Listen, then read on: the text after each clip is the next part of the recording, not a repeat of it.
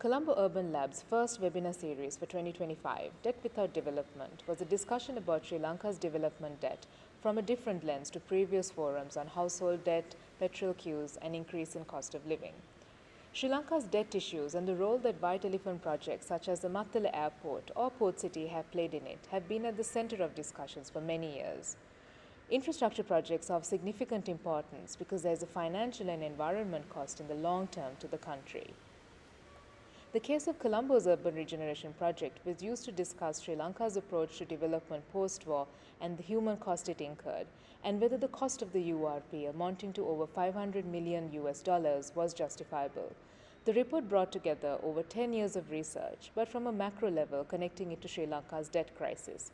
The communities affected by the URP experience what is referred to as slow violence, and there is no end to it, with even more communities being relocated even today.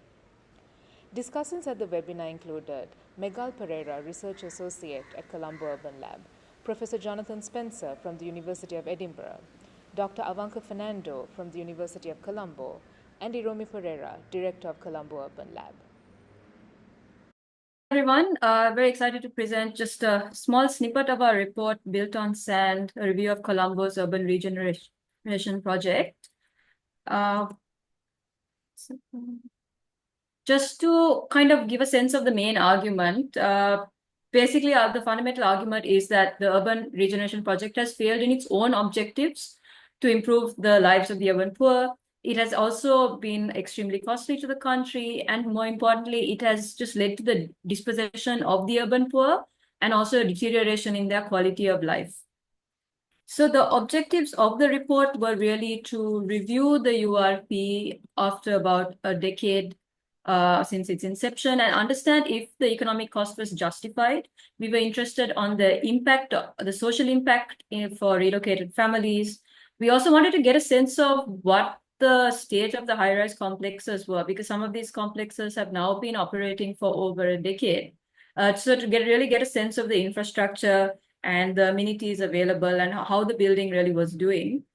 More interestingly, we also wanted to get a sense of what the status of the lands released for investment under the URP currently was. So these households were relocated often at gunpoint because this land was supposedly commercially lucrative. So we wanted to get a sense of whether the return on investment on this land was really worth the cost.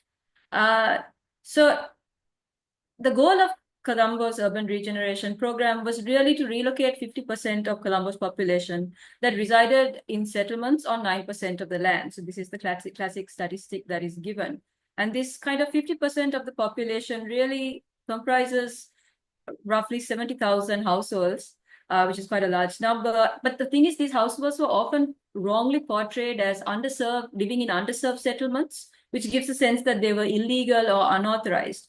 But this is actually quite contrary to the data, because a survey in 2012 of all the settlements found that 83% of settlements actually had permanent housing. A majority of them had secure tenure, and majority of them also had electricity and piped water. So this question of whether they were really underserved or in this kind of state is also really up for debate. The second goal of the URP was about really freeing up land for commercial investment. And the logic of it was that it was basically to free up this 900 acres of land that 50% of the population was currently living on.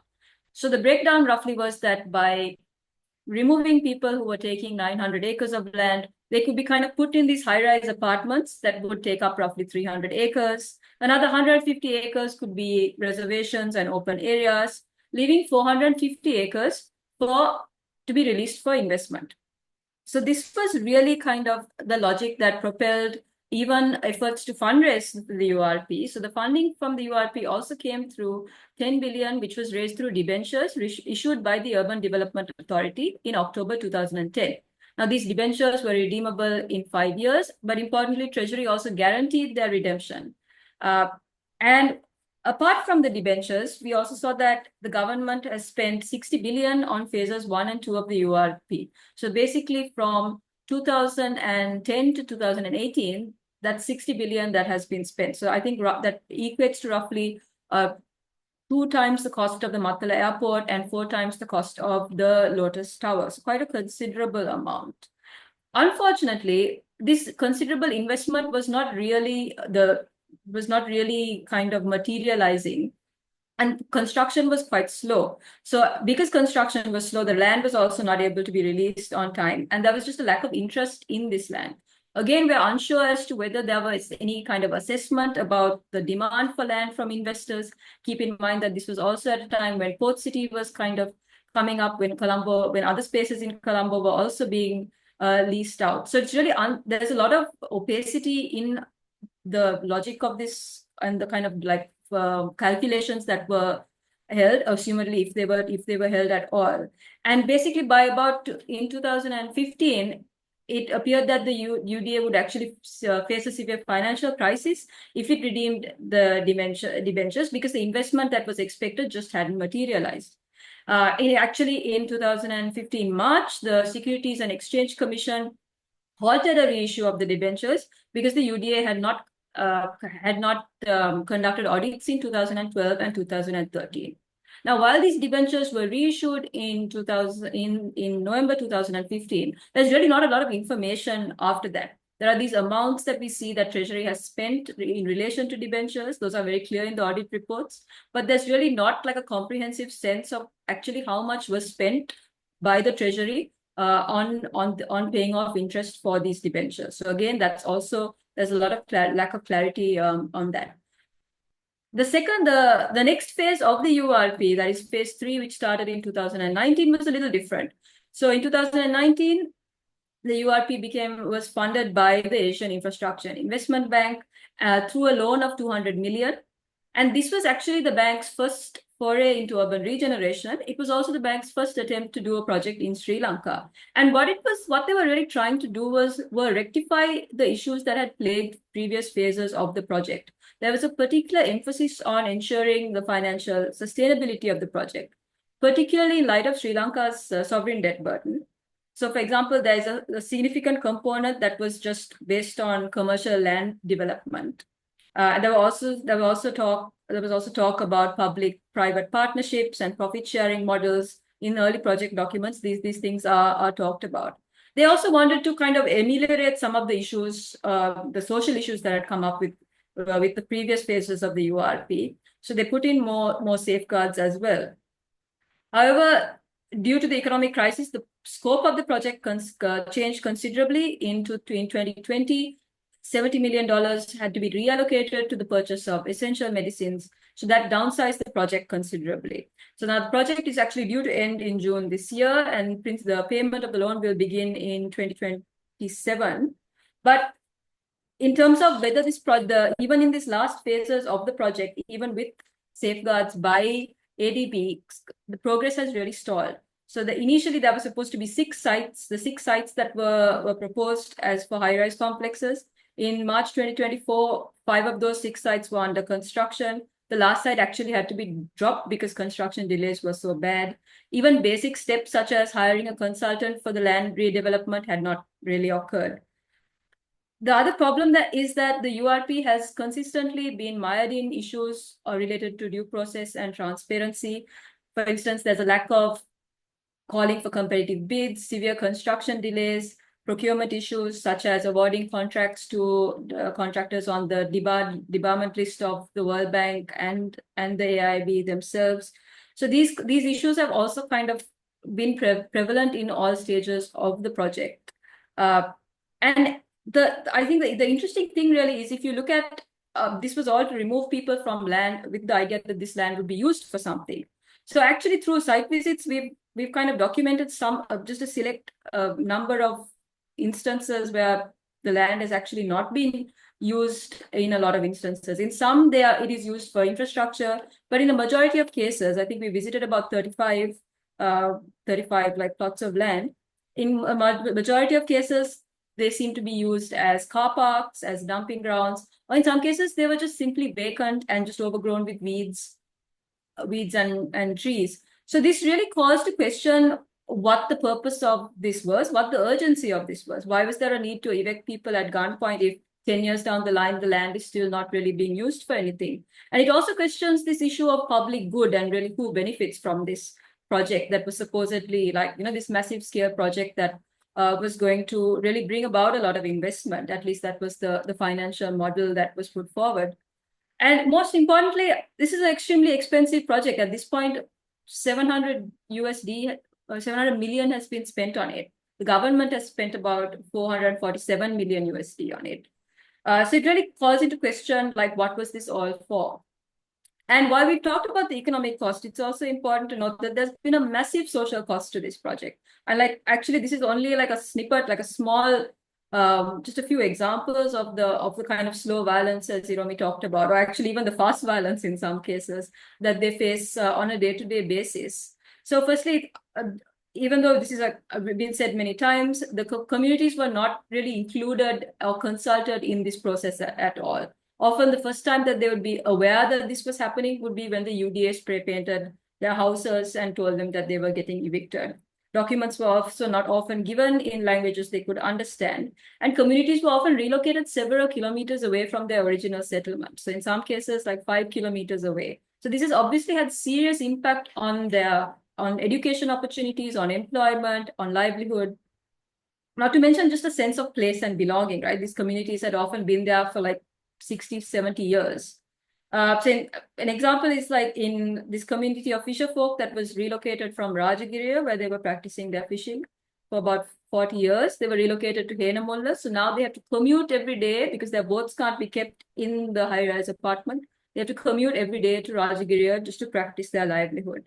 In another example of children actually dropping out after they moved to the high rise because the cost of transport to their old school from the new location was just too high and just did not make sense. So really this kind of model of relocation, and in majority of cases quite far from the original location, has really led to a loss of livelihoods and increased precarity for these communities. There's also severe flaws with the built environment itself if we get down to like the bricks and cement of what is actually being built. So firstly, these 500 square foot apartments are actually not or often inadequate for families, particularly families that have actually previously had like a 1 to 2 perch house with multiple stories.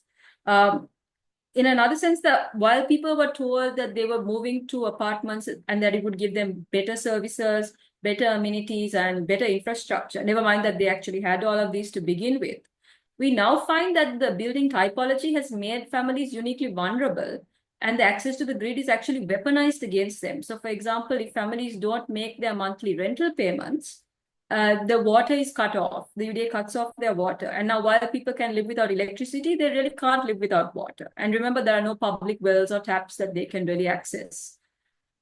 The other thing is that in that high-rise living also entails certain amenities, but these are also quite inadequate. For example, lifts are invariably broken. There's a lack of generators. So if there's a power outage, people, even young children or old people, have to walk up 13, 14 flights of steps.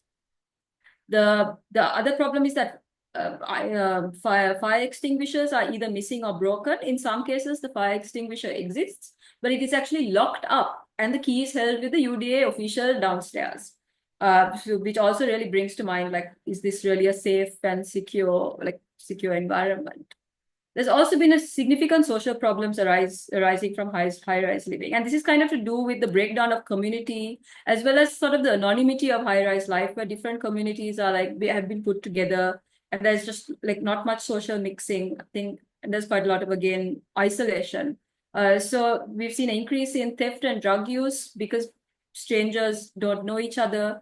There's also a lot of the kind of informal security mechanisms that existed in the Vatta, like eyes on the street and kind of a sense of community, don't exist in the high rise. So it's really not safe for women and children. In some cases, children are just permanently confined to their houses and not really allowed out at all. So there's been a lot of social problems arising from high-rise living as well. I think Avanka will talk about that some more.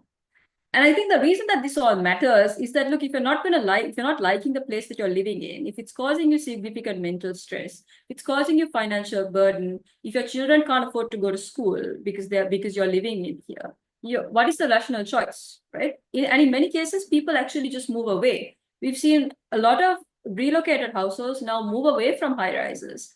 Either they rent them out to economic migrants who are desperate for any accommodation in the city, or they abandon the flats altogether. And we've actually seen these flats that are just abandoned and empty with nobody living in them. Then these households either move to the suburbs or they return to the site of their former settlement. So as you can see, this is all just a waste of government resources, right? Like this is ultimately we are spending considerable investment to ensure that people have good social housing. But ultimately, it's not really going to the people that were supposed to get the social housing in the first place. And furthermore, it's actually putting those people into greater precarity. It's also creating this whole new set of social ills and problems that did not exist, or at least weren't so bad in the settlements. So in terms of government spending, this is really actually not a sensible kind of approach. And more importantly, the taxpayer is bearing the cost of essentially what is human suffering. So while obviously there's no solution to this overnight, we've outlined a few approaches that can be taken or potential paths again to some kind of better housing policy. Immediately what can be done is that the URP can be halted, and this sort of model of housing, of relocating people into high rises has to be halted. Furthermore, we really strongly recommend a forensic audit and review of all stages of the project. In the short term, it's important to do something to help people who are already stuck in the high rises, because they cannot be abandoned. So this could be through upgrading and improving the built environment through and kind of fixing some design flaws. But it's also simple things like helping to formulate a management committee, which is actually not so simple at all. But these kind of things could be done to help people who are already stuck in this condition.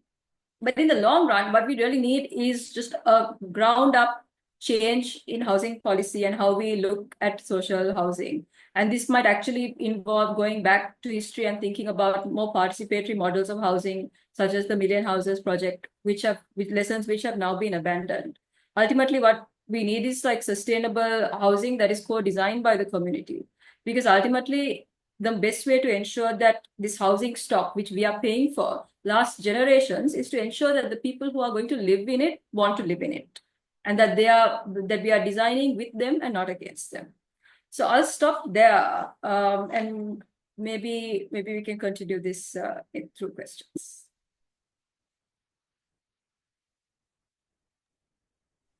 Great, thanks, Megal.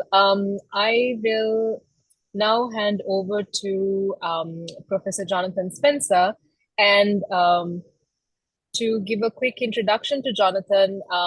So Professor Jonathan Spencer has been working on Sri Lanka since the early 1980s, first on rural change and local politics, and on ethnic conflict, political violence, and political nonviolence. His most recent research looks at the history of dissent in Sri Lanka and on the politics of access to the grid for poor communities in cities in Sri Lanka, India, and Pakistan.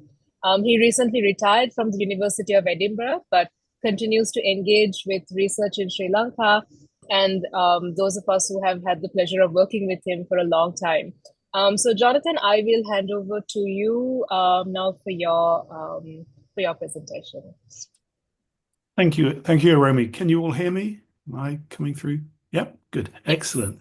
Wonderful. I want to start first of all by actually thanking Aromi and the whole team at the Colombo Urban Lab for the invitation to participate in this excellent event. And I also want to congratulate them on the report we're here to discuss today, which provides the best assessment to date of the successes and mostly failures of Colombo's Urban Regeneration Project. I find actually the comments I prepared more than anything simply repeat, or shall we say amplify, certain points that Megal's already raised. But nevertheless, I hope they'll serve as a kind of useful point of departure for discussion and questions. In my comments, I actually start and end with the couple of prime ministers. I first became interested in the politics of the Urban Regeneration Project 12 years ago, when I was invited to participate in a workshop on the politics of the urban poor. and persuaded my friend and former PhD student, Harini Amarasuriya, who you may have heard of, to join me in a limited study of the effects of Gotabaya Rajapaksa's beautification strategy in the city of Colombo. When I came back to this topic a few years later, it was a bit obvious that my collaborator had rather a lot of other important matters to get on with, so I had to find other friends to work with. Eromi, Asha Abisekara, and more recently Dilipo Witarana and Rai Baltazar, who've been the kind of core team on project we've been working on since 2020.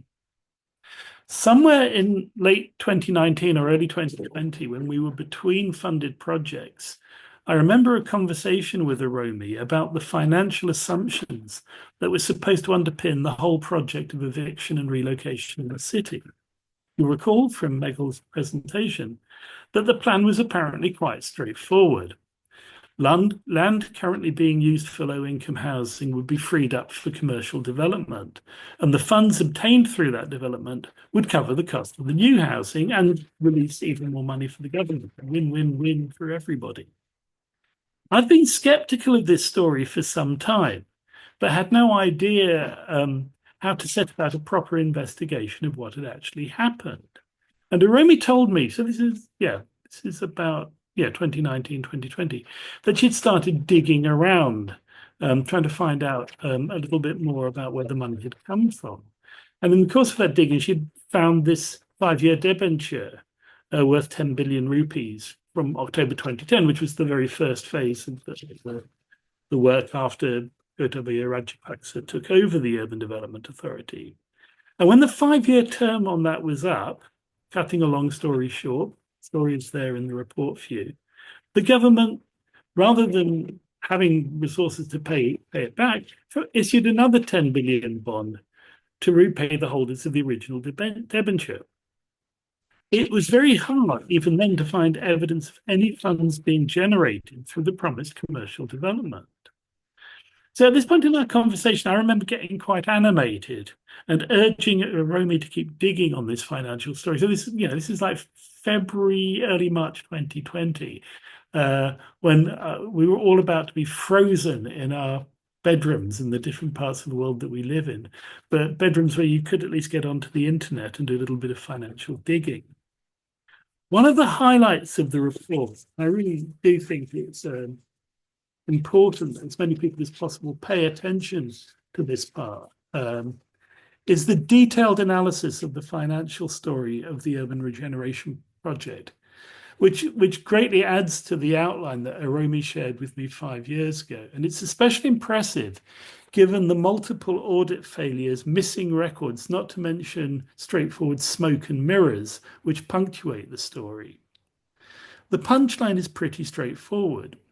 Although the URP was pitched to the world as an exercise in market-driven development, the role of the market seems to have been rhetorical, a kind of story to justify the accrual of debt, which could never be repaid. If there's a rationale for the project as a whole, I don't think it's to be found in the economics of urban real estate development. It's to be found in the aesthetics of creating a city that would be pleasing to the eyes of an imagined constituency of the new middle class, or something like that.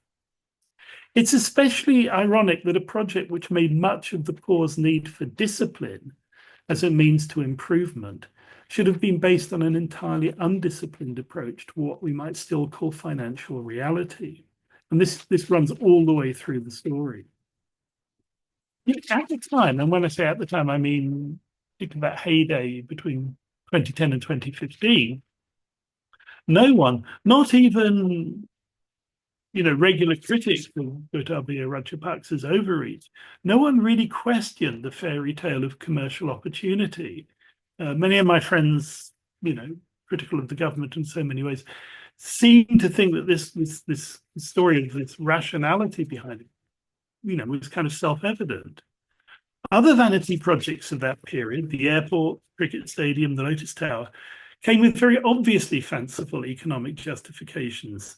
But the new blocks of UDA flats across the city looked somehow more solid and more obviously a good thing to many people. And so this is a narrative that we quite a lot of hard work to budge. Because I suspect that narrative is still there in a kind of unreflexive way for many people. Now, I'll leave it to Avanka, who I'm really delighted to see here, who is far better qualified for the task to talk about the human costs of relocation and the challenges of everyday life in the new housing. But there's just one other section of the report I'd like to highlight. This is my other Prime Minister, although he was president by then. In July 2024, then President Ranil Wickremesinghe handed over what purported to be deeds of ownership for 1,000 of the new flats at a ceremony at the Sugatdasa Stadium. Semiotically rich moment in Sri Lankan political history. The Urban Lab report ends with an appendix by Amisa Tegal, a lawyer, as we all know, analysing one of the so-called deeds handed over that day. And her conclusion is withering. The deeds that were given out have no legal import. They don't actually transfer ownership of anything to anyone. Tenants remain committed to a long-term program of unrealistically high monthly payments in order to attain some promised ownership in the very distant future. The cost of maintenance of the buildings themselves is unsustainable for the Urban Development Authority and would be even more so if the buildings are transferred to the ownership of the inhabitants. A sinking fund that was meant to be covering all of that was never properly established. The handover of empty deeds in July by a politician only too aware that he was in the last months of a long and increasingly undistinguished political career can serve as a metaphor for the whole style of fiscally incontinent governance that emerged in the post-war years. Unfortunately, metaphors don't in themselves solve problems. Thousands of people now live in these flats, and their problems have grown in the recent years of economic crisis. There is obviously a political window now, an opportunity to do things very differently, but almost any improvement on the current situation requires resources. And resources are in very, very scarce supply, with many pressing calls upon them. One resource which is not scarce, though, is expertise and experience. From the 1970s to the 2000s, Colombo had some of the most progressive policies in the region on upgrading housing for low-income households. And it's a tragedy that the positive side of that story is still unknown to so many people who live in the city, either unknown or unacknowledged. We can start by reminding ourselves of what has worked and what hasn't in the recent past, even as we confront the challenges of the future. Thank you.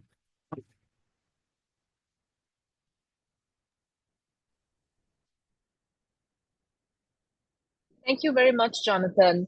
And on that, I will hand over to Dr. Avanka Fernando.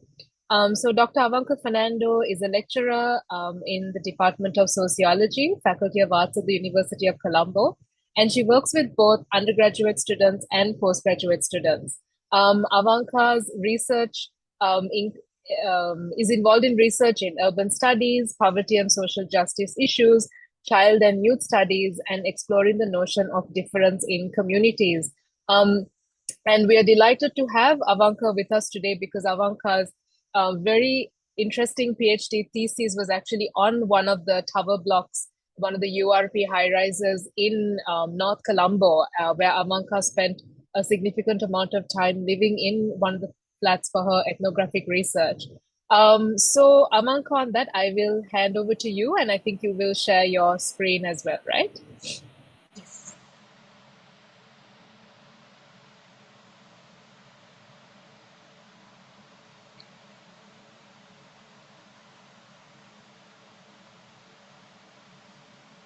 Sorry, Romy, I was just having a few problems with the internet, but yeah, I think it should show.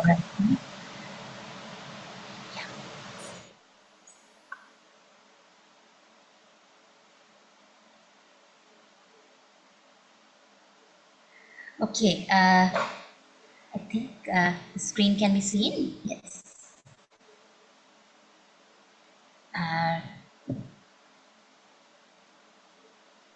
Yes, we can see your screen, Avanka. You can go ahead.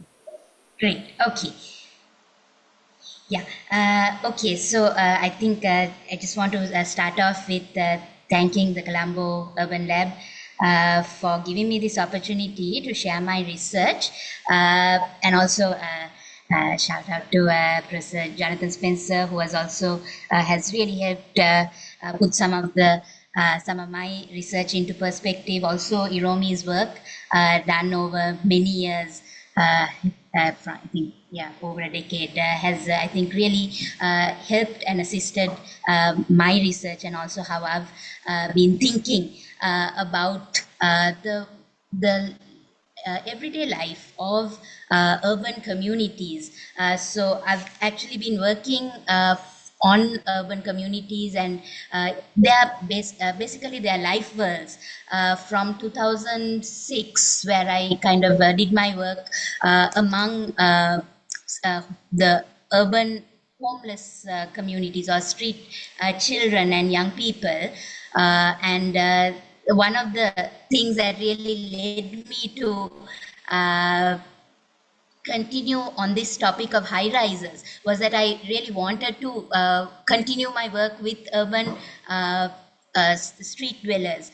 But one of the issues I found was that people were being cleared, or Patola Genhila, they were being put into different sort of places, maybe in Ridyagama, in other kinds of other places, and the streets were being given a sort of cleansing. And this was the kind of context within which I found myself when I was just really reflecting on what I wanted to do for my further studies. And it was at that point that I think the kind of post-war resettlement relocation was happening.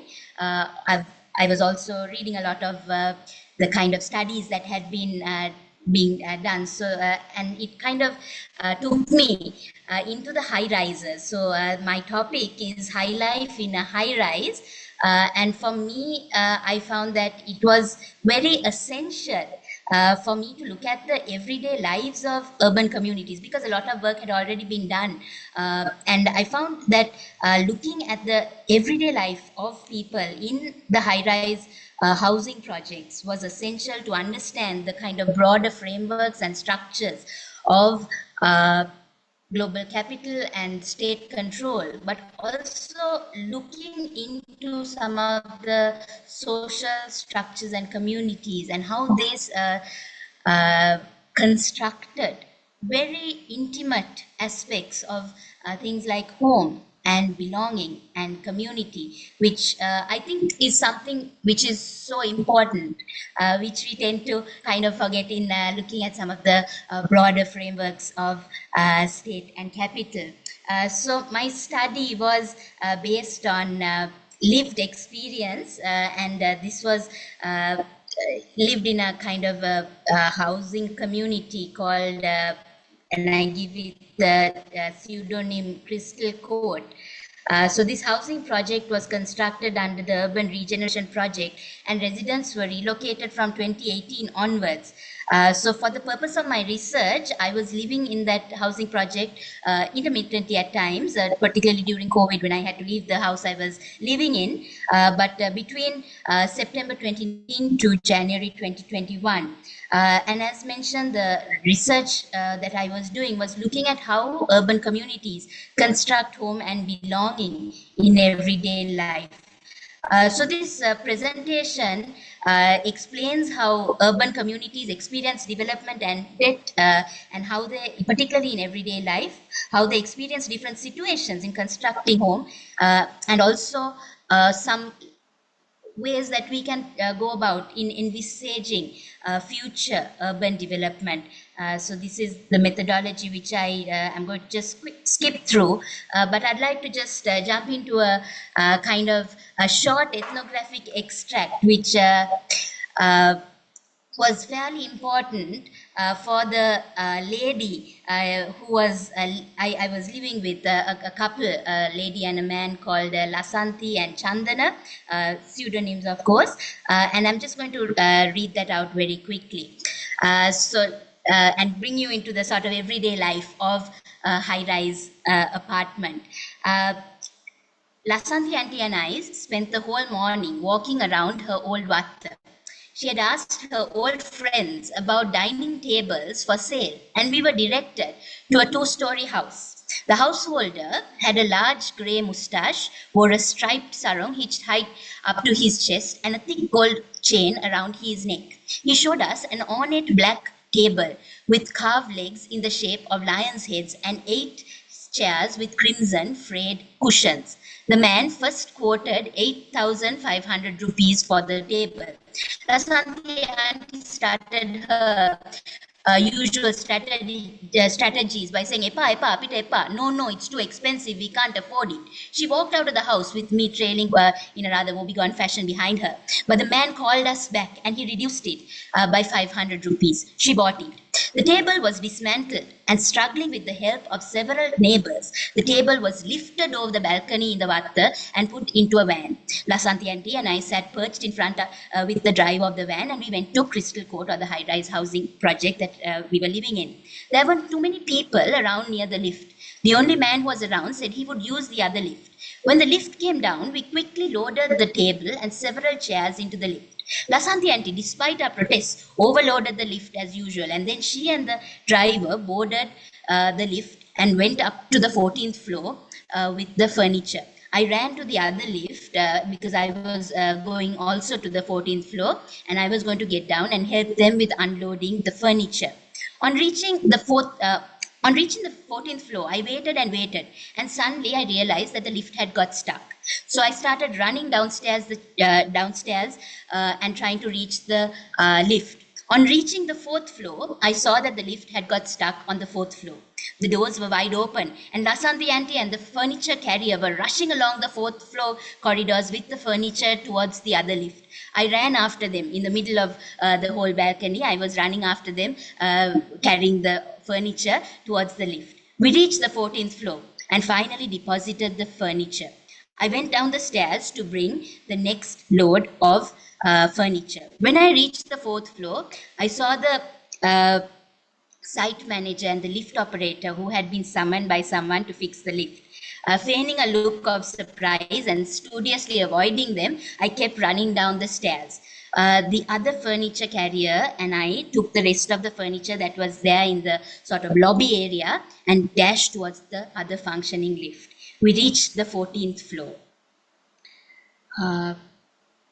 After paying the furniture carriers a generous tip and dismissing them, Lasanthi auntie joyously set up the new dining table in her home.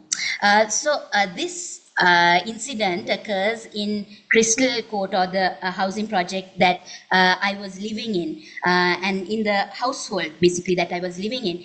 In the vignette, we see that this lady, Lasanthi, I've sort of covered their eyes so to just make sure that their confidentiality and anonymity is preserved. Lasanthi's homemaking attempts broke the lift. We see that the maintenance officer and the site manager had to be summoned to restart the lift.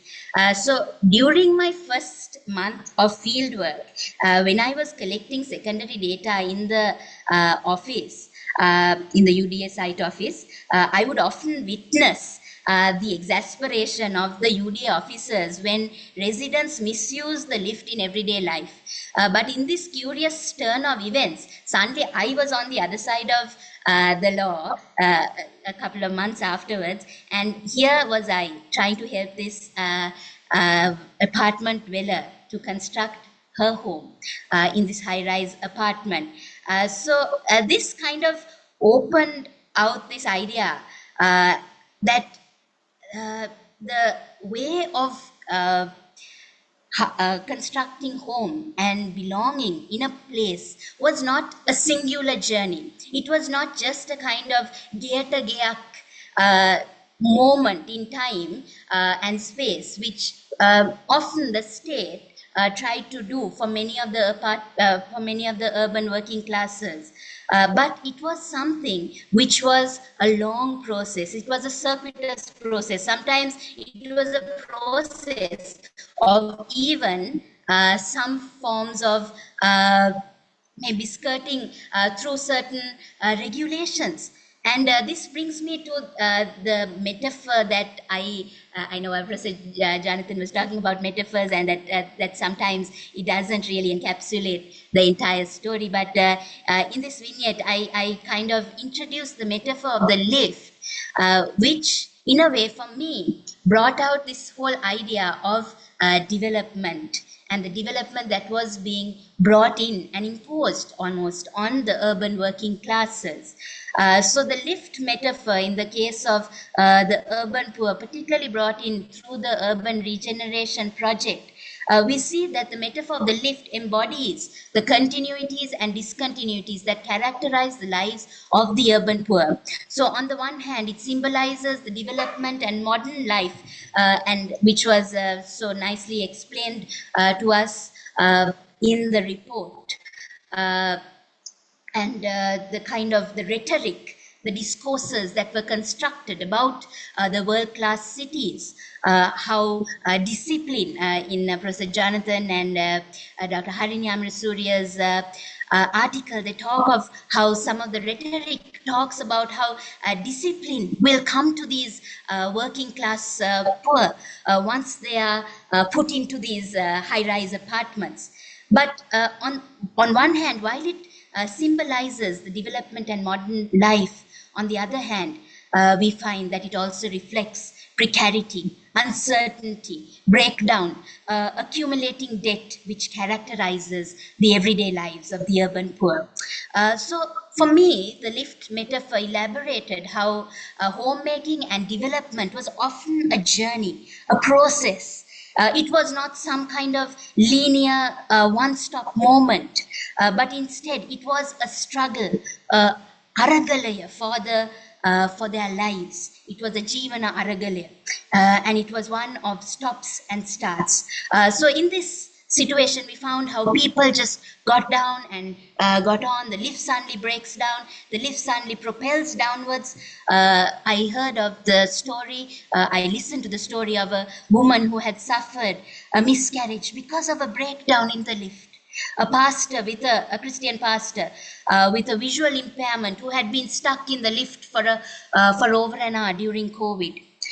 Then during COVID, we also find that the law enforcement authority shut down one lift during COVID-19 to stop the kind of mobility of people. So the inhabitants were suddenly forced to start taking the stairs. They were suddenly forced to start all crowding into one lift. Then the story of the lift delays, which where when the lift breaks down or the lift delays to come. And there was one person who lived on the 6th floor and he had a heart attack. And by the time the lift came to get him, his family had started taking him down the stairs. And by the time he reached the ground floor, he had died. So we see that these kinds of stories are often invisible or missing in the kind of broader framework of development.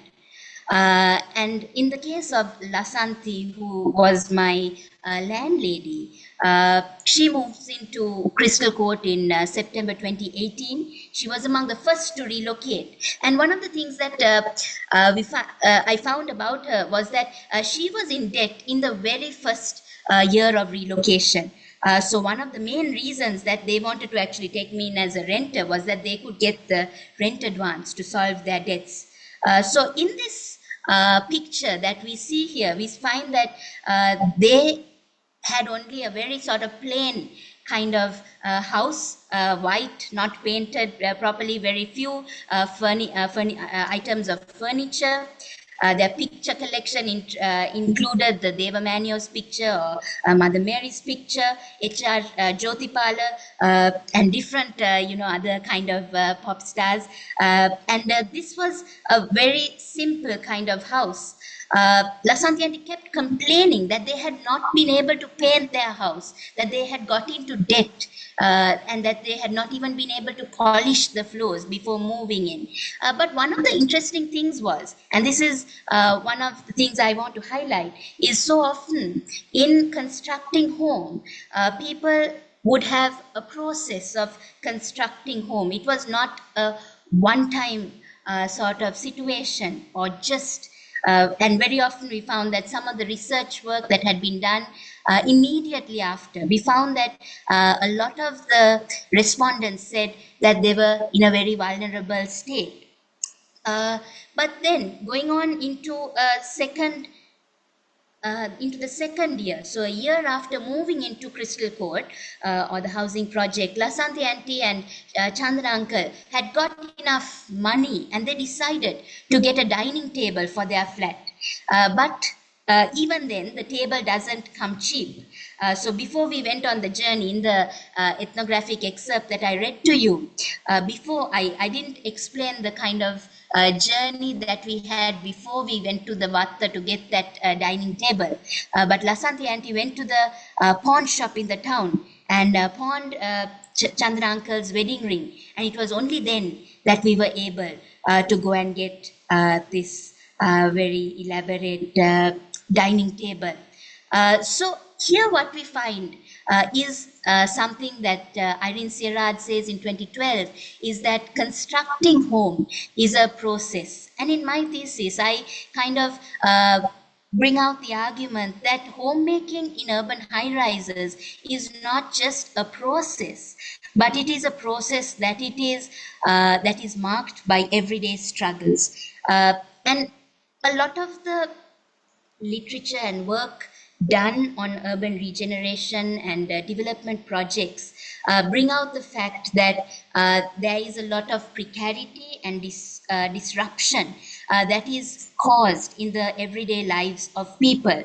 But something that we really need to see is also that different people respond differently, particularly in a city which is a very heterogeneous social space. We find that there are many different people, and this was something that I was intrigued by, because I got I was able to be exposed to people who were from different communities, ethno-religious communities, cultures and backgrounds, and I was able to see how they responded differently to relocation. And these were some of the responses to urban development and regeneration projects. So one was this idea of passive acceptance and also this sense of vulnerability that really came into their everyday life. But the other was also that they constructed certain coping strategies and that they were resilient during some very difficult times. Thirdly was the idea of appropriating space, even maybe against certain government regulations, and this was seen in the first opening vignette. And the next strategy was defiance and resistance. So this was seen among the working classes during COVID-19. So often the discourses constructed regarding the working class poor are that they are kuddas, meaning drug addicts, or that they are sort of vulnerable, they are poor, they are uneducated, they are underserved, some of those words that Megal was using and talking about and critiquing in the report. But very often we find that this does not really encompass the reality of the working class communities in the city of Colombo. The agency and strengths of these communities are often disregarded. So people do not merely become passive or vulnerable, nor do their homes just become nor do their homes and the the spaces they live in just fall into disrepair. So one of the interesting kind of ways that I found the community coming together was when they washed the entire floor, the floor washing, the padisedima, where they washed the stairs. So there were efforts at keeping their social space and their house very clean. But undeniably, we see that debt is a stark reality for many of the working classes. But despite the fact that they did not that they were often very vulnerable, they did not just become passive victims. And this is seen in some of the everyday strategies that they used, particularly during COVID, to really construct their lives, to build community, and to engage in homemaking.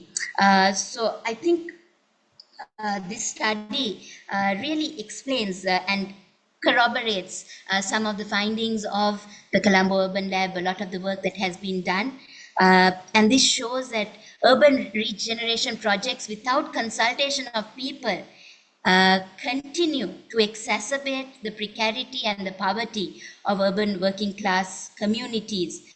So some people think that it was just during COVID and the economic crisis that the working class poor was suffering. But I think we see that the relocation projects had such a bad impact, a negative impact on the way that the relocation was carried out. And despite people engaging in certain coping strategies, we see that many people also really took very difficult decisions. So in the case of Lasanti, who I lived with, she ultimately, while she had spent so much of money, so much of time, gone through so many different dramatic incidents to get the table, she ultimately has to sell the table. And not only her table, she finally sells even her flat because she got into a cycle of spiraling debt. So in this situation, I think one of the important things that we really need to look at is when we construct home in the context of development, it also means asking, what is the purpose of development? How does this affect urban working class communities? Who is consulted? So very often some of the samitis, the community-based organizations, just had very sort of adults, and it certainly didn't include children and young people who were very important in the whole development nexus. So how often do we engage with young people and children when we are making certain decisions on behalf of them? So who makes decisions on behalf of communities? And the question that is constantly asked is, development for whom? And often the question, it's responded with that this is development for the greater good. But the question I'd like to leave you with is, what is the greater good? Thank you.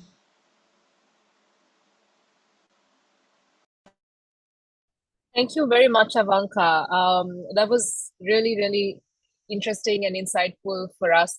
And I have to say, when you were talking about the lift getting stuck, I could see it on everyone's faces. This is, I think, a continuing sort of fear and the horror of us when we go to do the field work, that we will get stuck in the lift as well. So, I'd actually like, and to think of that, this is also people's everyday sort of fear, right? Like getting stuck in the lift or going up and down 14 floors, so on and so forth. So thank you to everyone for staying with us on the webinar so far. We are going to open up for a discussion shortly, but maybe I'll just take a few minutes to wrap up what has been discussed so far and kind of open up for questions afterwards. I think just talking about the Urban Regeneration Project, I think what's important to also remember is that people are continuing to be moved. This is not a project that is, in the past.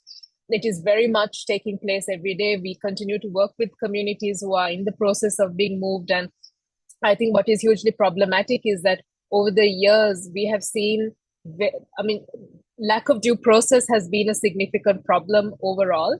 But what has changed over time is that with each different administration, the method of relocation or the mode of operation, it just becomes more and more sinister. It just becomes harder for people to kind of access justice. In a lot of ways, the early years before Yahapalanaya, it was easier for people to also understand injustice because, it was injustice in the way that we kind of understood it at that time, which is, the military coming to your homes, threatening you with guns, breaking your homes and moving people forcibly.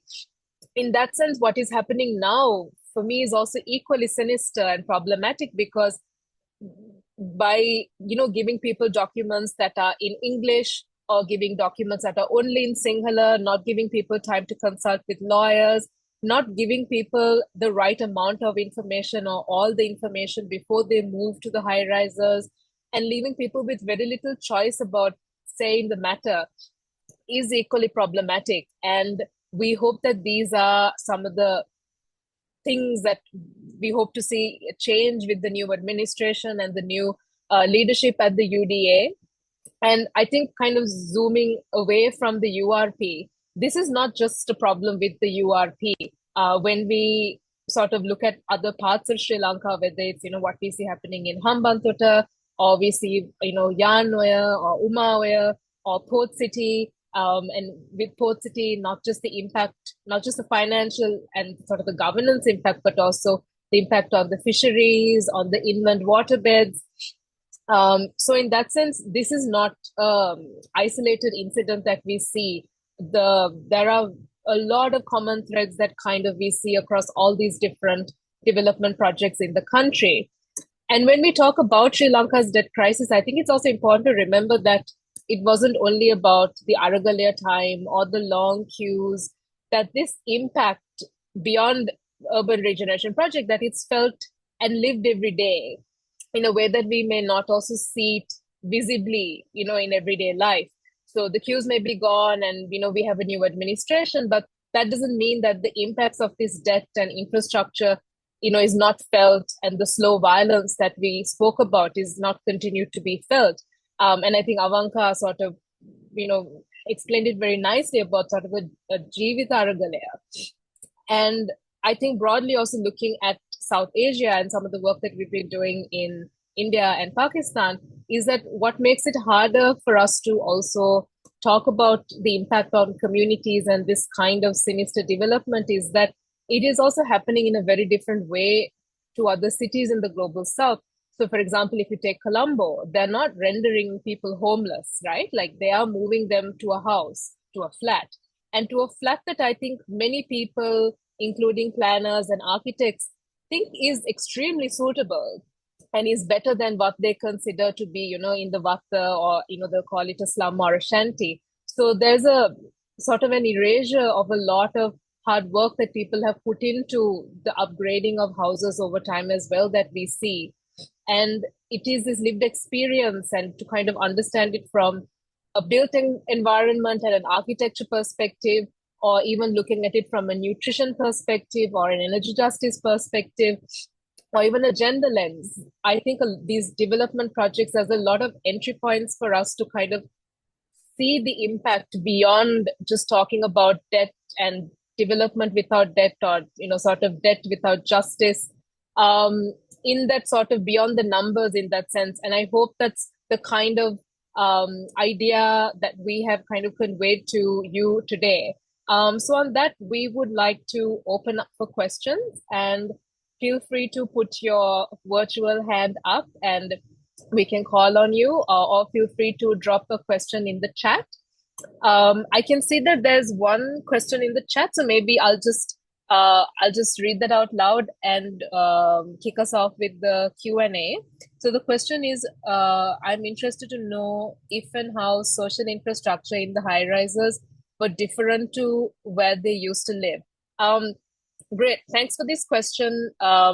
And maybe I'll ask Nimaya to take this question. And I think after Nimaya, I can see Uvin has raised his hand. Uvin, maybe you can go after Nimaya and ask your question. Thank you. Thank you, Romi, and thank you to our discussants for such an insightful session. I think the session was really great, so thank you so much for that. Just drawing on what Dr. Avanka spoke of in her presentation, she spoke of the everyday life of people. And I think with the URP, the biggest issue is that everyday life of people was not considered. When they were relocated from the high rise, from the wattas to the high rises, the process was not consultative. and basically the way people live their lives, the relationships they have within the Vatta, none of those were considered when they were relocated.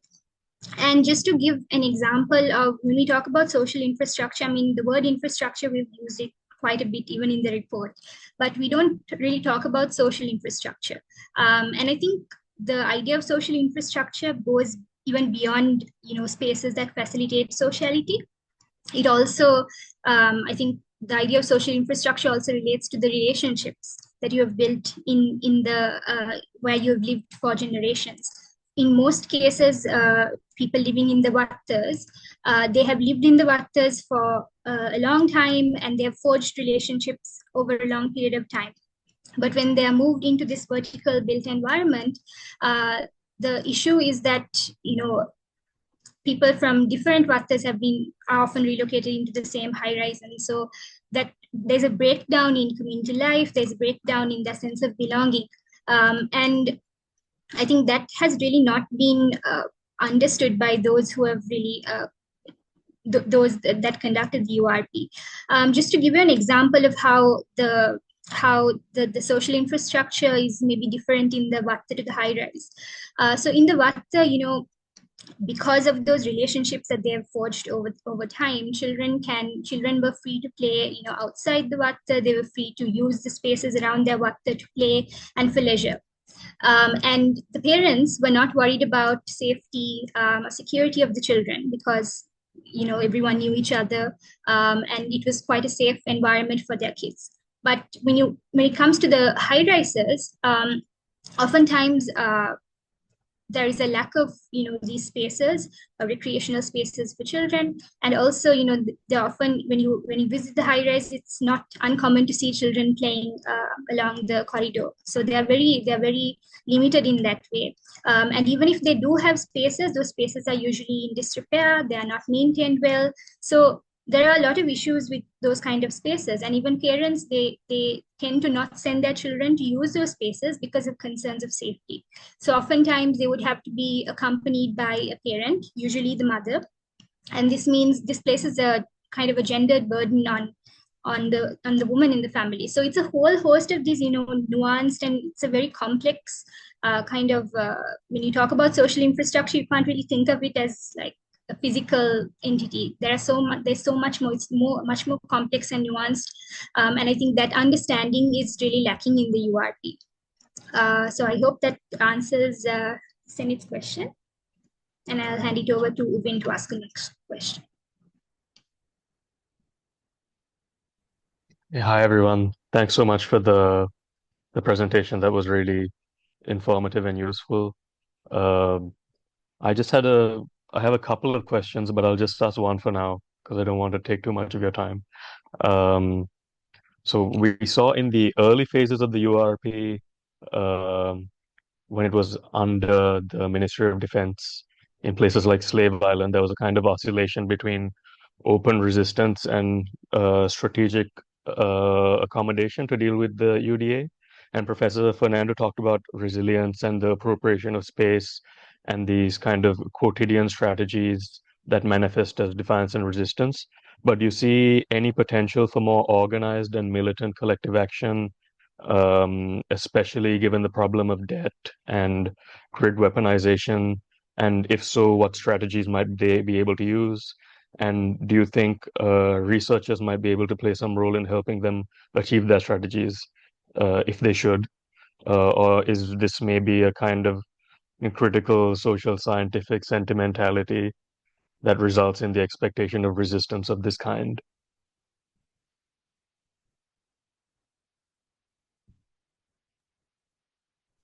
Thanks, Ubin. Would Avanka or Jonathan like to take that question? I'm happy to add something at the end.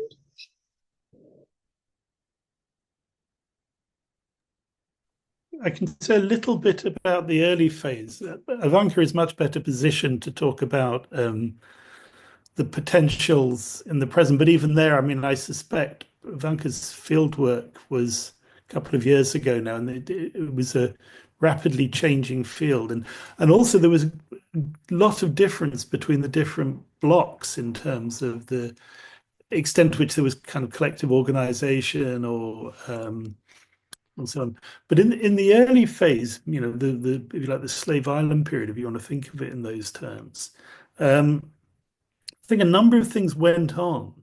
Romy knows much more than I do actually about sort of formal legal challenges and attempts to use the courts to kind of block stuff. There was a sense, a widely held sense that, you know, whatever the Ministry of Defence demands will happen, and there's not really much you can do about it. So it's more a matter of just survival strategies rather than resistance strategies. But I think there were also one of the reasons that the whole program slowed down after the initial kind of spectacular bit in 2010-11 was local political mobilization through, you know, MPs and people like that, party organizers, much of which would have been happening completely invisibly in terms of public discourse, but just kind of ways in which you could stop things happening or make things happen very, very slowly, because low-income settlements were vote banks as well for people. You know, people had invested in them politically, and so there's I mean, actually disentangling that is really, you know, I've wanted people to be doing this, to be, you know, working out these kind of micro politics in both the old and new settings for a long time. And Avanka has taken this much further than anyone else. So I don't know whether she's got anything she might add on the basis of her experience in the new flats.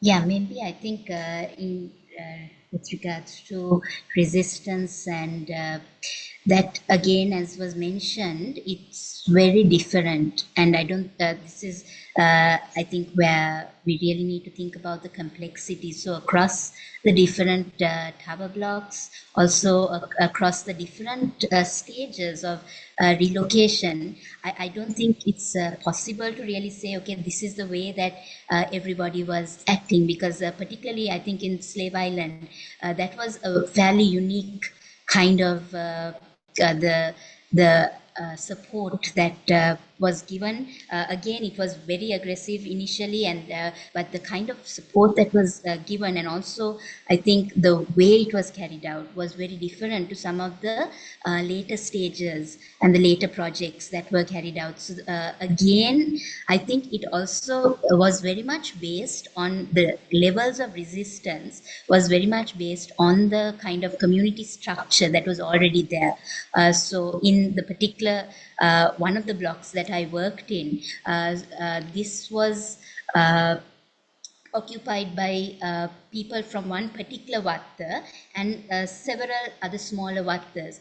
But because the community structure and the social organization of that particular watta was particularly spearheaded by some very strong community leaders who are involved with a larger enterprise, which is in a way the substance industry, they had been able to really control the way things worked, and there was very little sort of resistance to the initial move.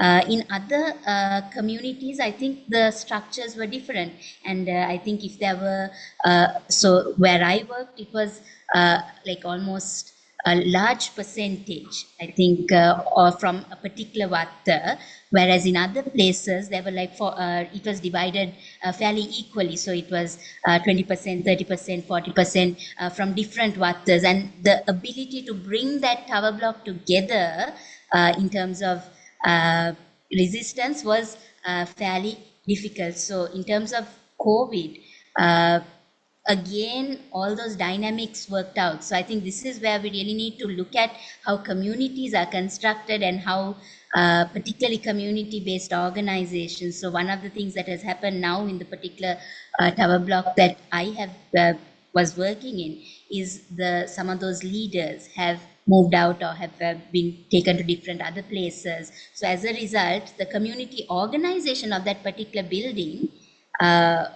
has kind of fallen apart. So I think this is where we really need to look further beyond the kind of just the relocation or the kind of the immediate cause, but also look at how communities are structured, some of the structural features, what ethnicity or religion are they from, who is supporting them, who are the big guys or the sort of Chandi people or the people who are sort of they are friends with.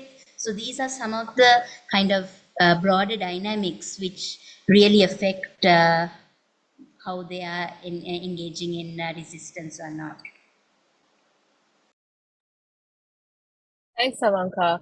And I think if I can just add a little bit to what has already been said, you also kind of have to look at the way the different tower blocks are organized as well. They're also not the same.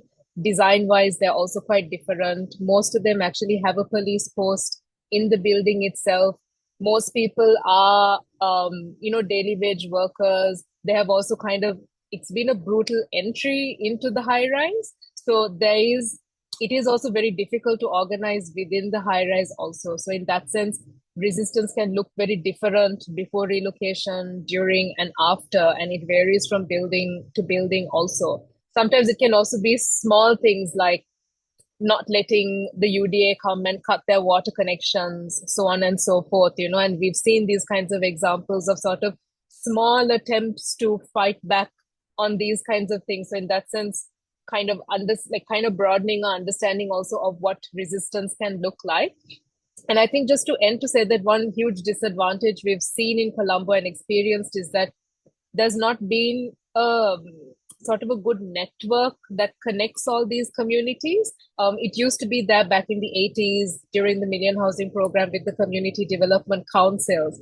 But with time and with less need for infrastructure upgrading, for example, these communities don't sort of actively exist in the way that it used to. So even with evictions, you don't really see communities all coming together.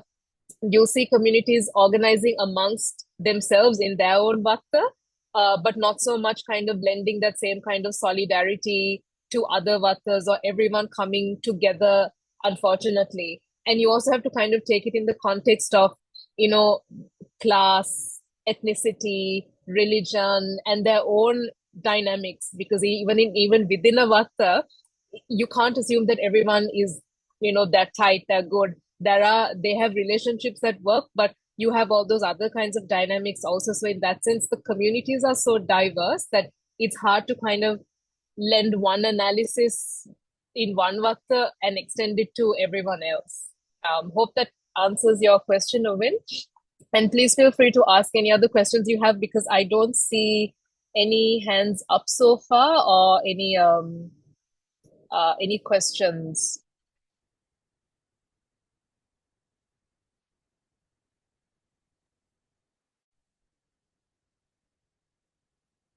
Okay, was there something just in the chat now? Or... It's fine. Go ahead and ask the question. Let me just go through the questions in the chat box and I can read them out. Okay, sure. So I was interested in the AIIB loan from 2019 and this kind of new developmental assemblage and the accompanying requirements around resident management, things like this. I was just wondering, how has this international funding concretely changed how the UDA operates?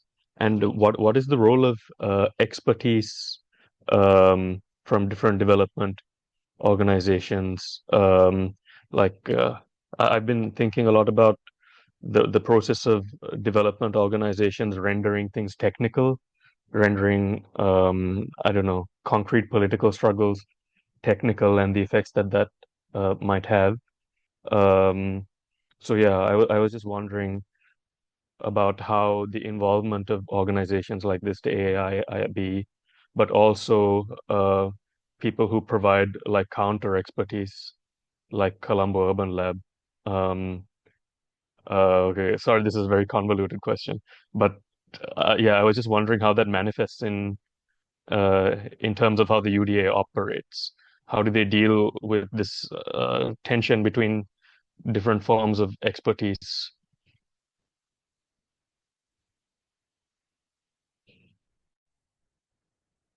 Thanks, Suvin. That's a that's a really great question, but a lot of different things to unpack there. So maybe I'll just give a very quick answer, and anyone else in the here, please feel free to jump in. So I think the one issue with the UDA is also that they have also had multiple administrations they have been working under for the URP. You know, it started with being under the Ministry of Defense, then Ministry of Megapolis, then whatever it was under Gotabaya Rajapaksa, and now under the NPP administration. So in that sense, you're looking at a state institution that has been given this big project to implement, but with the kind of the mode of operation and the heads and the direction it's going in change quite frequently. And that's a broad issue we have in Sri Lanka with these development plans that, you know, master plans and projects that really take like 30 to 40 years trying to be achieved in 5 to 10 under different people. So you have kind of different iterations of these things happening under the same institution who are kind of tasked to implement it. With the AIIB, they came in at a very crucial time. They came in at a time where the URP was actually about to, I think, be closed because the UDA had run out of money. So for the AIIB, when you look at their documents, they had kind of deemed it a good investment. And in fact, I think the repayment will start in 2027 for the loan, if I'm not mistaken, Mega.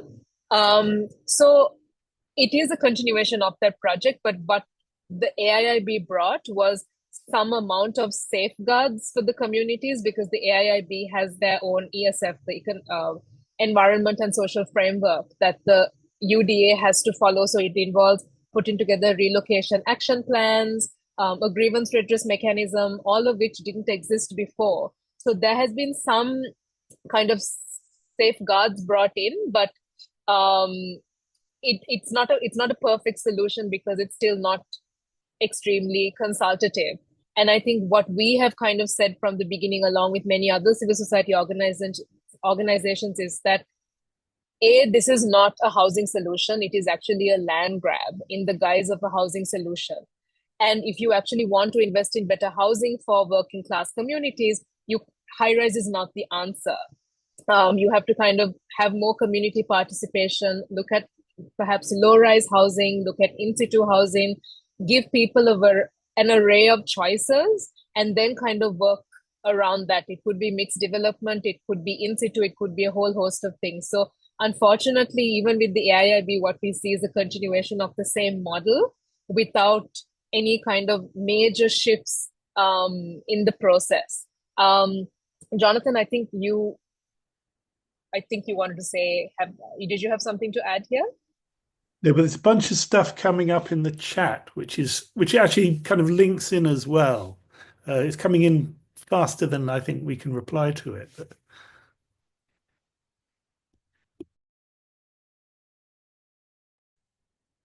So I think one question is from Amina around, there was a conversation recently about the existence of cinnamon life due to the kite installation.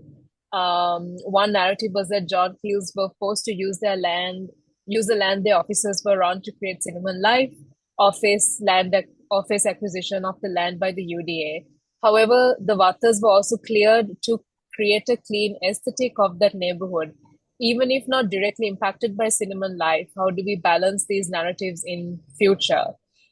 Second question from Sunimali. Hi, I'm from the Sunday Times. I'll just like to find out if there is any other way these vatas should evolve into, if not high-risers. What do you propose would be a better way to improve the lives of these people and not take away their living structure? I think I touched it a little bit in my remarks, but if we have time, I'm happy to go back to that, Sunimali. Janak Ranavira, if you suggest that UDA stop this project, they would be much happier. They can easily get rid of the mess they created. After UDA gives up, who will maintain these buildings and coordinate infrastructure such as water and electricity? These buildings cannot be legalized, not regularized, so they can't get CMA approvals to go ahead with building associations. Maybe I'll take the last question and hand over to someone else just to kind of say, there's a very long answer to your question around the formation and the management of the buildings, and you're right. The problem is about who will manage these buildings if the UDA exists. Unfortunately, what's happening is that now they have learned from that mistake of not being able to manage the buildings. And one reason that they can't set up the condominium management associations is because the buildings are and the flats are still owned by the UDA. So until people pay 1 million, 1 million rupees to the UDA, they can't get a deed to the flat. And without a deed to the flat, you can't be a part of the management association. So everyone is essentially paying towards ownership and is still not an owner. What's happening in the new process is that they are getting people to form a company limited by guarantee, so that when they move into the high rise, they all go into the high rise as shareholders of that building, which means that they're going to essentially hand over the running of the entire building to the community in 2 years, is what they have said.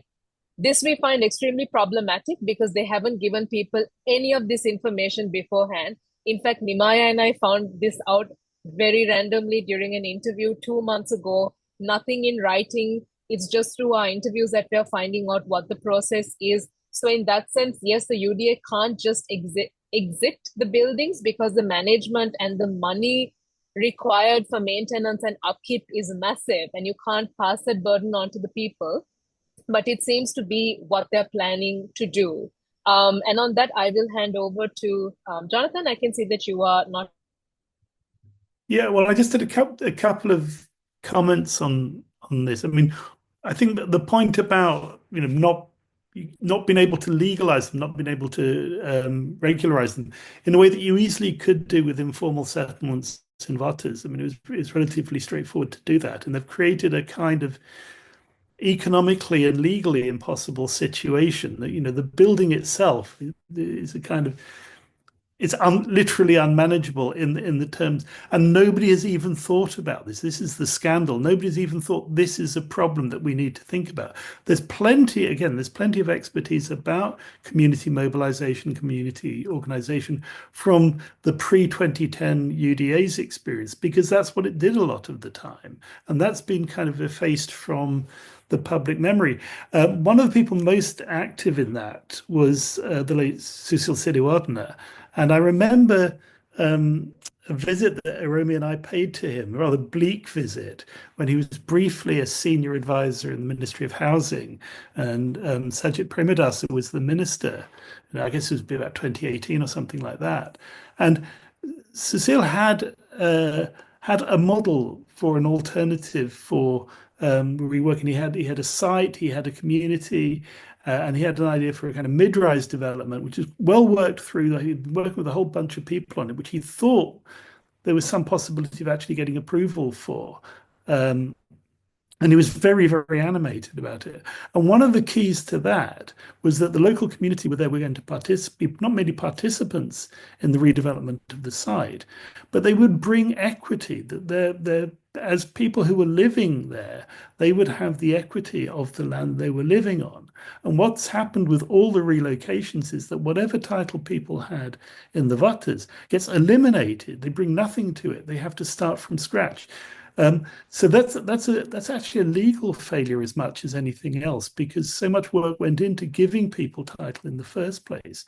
But also, when Susil was talking about this stuff, I mean, it sounded totally great. And yet at the same time, you thought, nobody's going to buy this. Nobody in authority is going to buy into this particular model of development because it's not tall and high. They all want the tall, high, neat and tidy things. And these much more kind of unambitious mid-range type of developments don't really attract the eyes of the people who are making the decisions. And so that's probably the point where pressure has to be applied.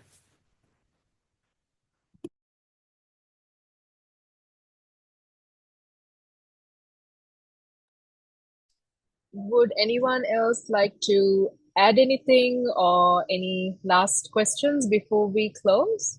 Megha? Yeah, just to kind of take a stab at the question about John Keels and the kind of this clean neighborhood aesthetic. I think that zooming out of taking like a bird's eye view, I think this is all, as Jonathan mentioned, just a question of aesthetics, right? Fundamentally, we've seen that the economic argument hasn't really been that watertight. the social cost has been really intense. And I think that this idea of creating a perfect aesthetic for Colombo and what basically reverse engineering development so that if you look like development, then you have developed. It's almost like you're trying to leapfrog. And I think that maybe we have a responsibility in critiquing these narratives of kind of beautification, even though maybe we like it, kind of going that extra level and wondering what was there before, which is something kind of that we've tried to do with this report as well. And then just to like touch on, I think, Sunimali's question, which is also related to this idea that what should Vattas evolve into. I mean, I question whether like why would Vattas need to evolve at all, or why do we need to kind of come in the outside and force this evolution? Vattas are already evolving, they're not homogeneous entities at all. Some Vattas actually don't look anything like a Vatta, I would argue. They actually just look like a middle class neighborhood, even though that's difficult for people to grasp. And again, this is not to suggest that there are no problems, but I think that like the latest in a survey that we did of all the Vattas in 2023, actually the biggest problems are social infrastructure and income, as opposed to physical infrastructure. And like, you know, people have water and people actually are building multiple story houses in the Vatta. It's really financial insecurity that is the biggest point. So maybe this is also where conversations about universal social security, for instance, come into play, where those things can actually change people's lives in a lot more meaningful way than changing the built environment, because it doesn't fit your idea of what a city should look like. Just some closing comments.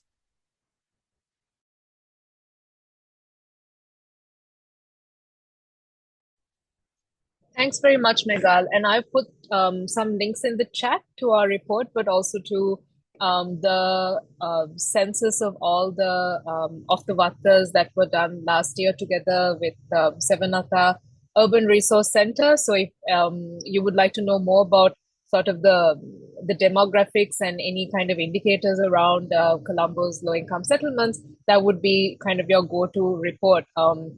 And I guess just to kind of reiterate what Megal was saying and what everyone else has been also kind of talking about, you know, what is development? What does justice look like? Or what is, you know, when we talk about debt without development, what does debt with development look like, right? And our experience has been that communities are extremely diverse, and that even those separated by one street can have different aspirations, different needs. So in that sense, having the community at the heart of these development projects and not sort of pitching master plans and development projects as for experts only, that is kind of what has got us here, right? That this is an experts game and we are recipients of these expert plans, but that there's no room for there to be sort of bottom up information flow is kind of what has got us here. So there, I think that there is a window or a moment or an opportunity for us to change the way that we view development. And I think it can also happen in our own everyday lives. And I think these are not things that planners and policymakers and UDA, it should be left to them. I think in that sense, like these are things that even all of us who live and work in Colombo, these are kind of everyday things that we can be doing to question these. Uvin? Sorry, just one last thing. Is there any way we can, has anyone done any work on the aesthetic and its relationship to the URP, like the category of the aesthetic? Because it seems like this, I mean, it comes into it in a lot of different ways, also just in terms of like the individual disciplinary processes on the residents themselves. Like there's a certain development imaginary about how they should live their lives, where they should hang their clothes, how they should use the toilet, things like this. So I was wondering if there's anything that looks at that in particular. Yes, there have been a few pieces written. I'm happy to email them to you, but I think a great paper to start off with is actually Jonathan and Harini's paper called With That Discipline Will Also Come. That is an excellent paper to kind of start off with, to kind of understand this discourse in that sense. And maybe to end our webinar to say that when we talk about aesthetics and aesthetics also being used as sort of an excuse almost to dispossess people, what we also don't want to get stuck in is kind of buying into this narrative of sort of formalizing informal spaces, that for us to have this, that other things have to be done. So, for example, even with the government's new initiative on Clean Sri Lanka, what we don't want to see is another iteration of, what we've seen before, which is getting rid of informal vendors, cleaning up of the streets. So one thing shouldn't come at the cost of another, that we should also be able to imagine living in cities and living in spaces that create space for all sorts of different things that look different and function differently, and not in a way that somebody deems is modern or is world class. So we're happy to email you some of those resources. And I think we are good to close. Thank you very much for everyone who has stayed so far. And I will hand over to Jonathan and Avanka for any last comments before we close. All I have to say is thank you all for coming, and it's very good to hear so many different voices and such excellent questions from a newly awakened public in Colombo. Not to mention a clean public.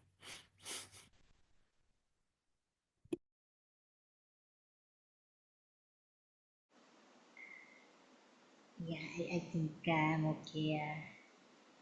Yeah, so just maybe one of the things I'd like to just close with is just to really, for us, wherever we are working, I think really to be consultative, and also to be thinking about co-creation in terms of how we sort of work, because very often there are experts of experience among us, particularly looking at some of the urban housing, the communities, and they do have strengths, they do have capabilities, which we really often, I think we constantly look to different other organizations, but within communities, I think people are experts of their own experience, and I think it is also about giving them that space and the platform, the opportunities for them to really decide about their own lives in a way. So, yeah, so that's all. Thank you. Thank you very much, Avanka and Jonathan. And thank you everyone for your great comments and questions in the chat, and for engaging with us for these 1.5 hours. We will continue to have more sessions like this, so stay tuned and follow us on our social media, or you can subscribe to our newsletters to kind of stay up to date with the work that we are doing. So thank you once again for joining and engaging with us, and good night.